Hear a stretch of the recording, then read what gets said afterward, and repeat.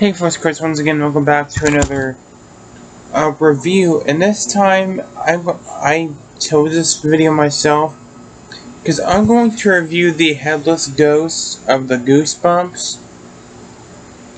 I did a review of the headless ghost a while back, but I wasn't happy with it, so I'm going to review the episode again. It's on this, I was showing this up because it makes people jealous, but I got this DVD collection of quite a bit of Goosebumps. I do have, there's Attack of the Jack-o'-lanterns, Headless Ghost, and the Scarecrow at Midnight. So I want to review that. I already reviewed Attack of the Jack-o'-lanterns yesterday, but we're going to talk about the Headless Ghost. And I'm not gonna lie, it's definitely one of the better, one of the more well-acted, and one of the more scariest Goosebumps episodes for sure. And in my opinion, it still holds up. So I'm going to talk about it. So it basically starts off with this kid named Andrew, and he's walking around his room trying to summon a ghost. His mom walks in and tells him to go to bed. And then she walks back out. He looks under the bed, and there's just a cat, and he pops his head back up, and there's like this ghost with like long fingernails, and it takes his head off. And it didn't show it, obviously, but they cut to it's actually a story being told by this guy named Otto, who's doing this haunted house tour. And that's one of the biggest reasons why I like this episode. It takes place in a haunted house, and I love that shit. So Otto is telling the story, and this little girl feels something on her leg, and something's grabbing her, and it's a monster hand. It turns out to be a rubber fake hand of another older girl named Stephanie.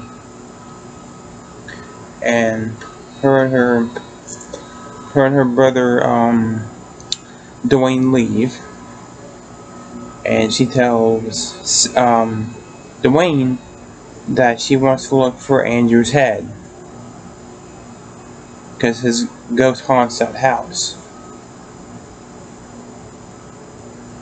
See what happens next. I just watched this episode and I'm already forgetting about some of it. It's not forgettable, it's just I'm just really fucking tired.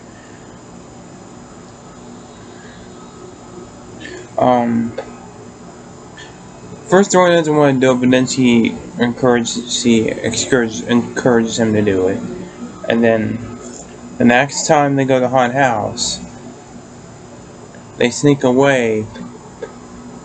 And this Stephanie girl, she seemed like a sweetheart, but I didn't really care. I didn't really like her at first because she was snooping through things and touching things she shouldn't be touching, and just being all around nuisance. And she kept tricking Dwayne into telling him that she found Andrew's head. I found his head. He's like, oh man, I can't believe I go for that twice. I think it was funny, but I still think it was kind of unfair for the main character. They hear footsteps, they hide in some kind of closet. Otto finds them, he kicks them out. Then they bump into this creepy pale boy named Seth, and he's very ominous. And he's like, do you want to look for some ghosts? I heard you guys want to look for the headless ghost.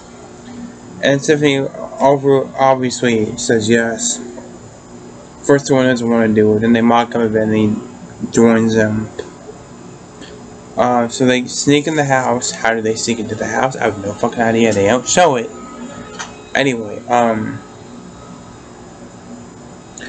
they go up the stairs. They go into this room with a dumbwaiter, and the creepy Seth kid tells them about this story about this kid who loved ice cream, and he basically asked for ice cream every day, and then one day he said, "Didn't worry, didn't come all the way up," and so the kid literally raced into the dumbwaiter, slipped and fell and killed himself.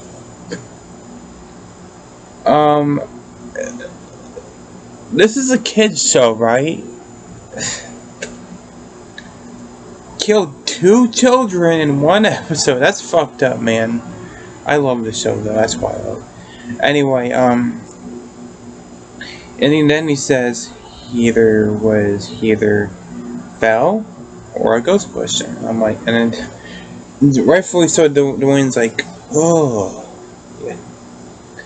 But then they leave, and Dwayne literally wants to stay there, and he sees a dumbwaiter moving, and he goes with them.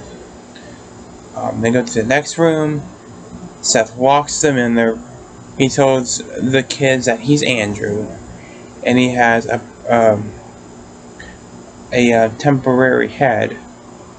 And then he tells Dwayne he wants to take his head off and wear his, and give the other head back. Very creepy, like very creepy. And the actors are pretty good in this scene. But then he literally goes into detail on how he's going to rip his head off. It's pretty messed up. But then Dwayne freaks out and opens the door, and there is Andrew's head, and it's talking, and it's creepy. But the effects around his neck, you can tell it's on the green screen, but it looks decent enough. And Andrew's headless corpse, or headless ghost, appears, so Seth is not Andrew. And then his head, and you see a bit of a weird scene where the headless ghost is picking up his head and dropping it. And Andrew's literally talking to his body to come back and pick him up. I mean, it's silly, but it's also creepy and weird at the same time. But then he's like, you better stop looking at me, little girly girl, or else you're gonna find out my bite is worse than my bark. And he leaves. He literally goes through the walls because he's a ghost. And then Otto appears. He tells Dwayne to leave. Stephanie to stay. So Seth leaves, and Otto's a ghost. He's a ghost of a sea captain who told a story in the episode which I forgot to mention, but oh well. And there's Seth. He was the boy who died from that ice cream story. And there's Andrew holding his head. And they're literally smiling at this girl while Otto is painting her on the picture and making her disappear. I mean, it's definitely gonna scar a kid for life. But then Dwayne just comes back and throws a bucket on the painting, and the ghosts disappear, and Stephanie's back to normal. And then Otto reappears and he flies after them. And the next day, the Otto literally brings the couple into a house, and he's like, "This place isn't haunted." He shuts the door, and then that's the end of the episode. That was a headless ghost. Pretty damn great episode, if you ask me. I don't get why people don't like it. One of the more underrated episodes, if you ask me. I mean, it's got the atmosphere, it's got the feel of creepiness. I say the book was a little bit more slower paced than the episode. When I first saw Stephanie, I didn't really care for her, but she grew on me, and I did care about her. Dwayne I liked Seth. Otto was probably pretty good. I liked some of the effects of the headless ghost. When he dropped his head and it was rolling on the floor, you could tell it was kind of a mannequin head, but they kind of blurred it out so I wouldn't see that.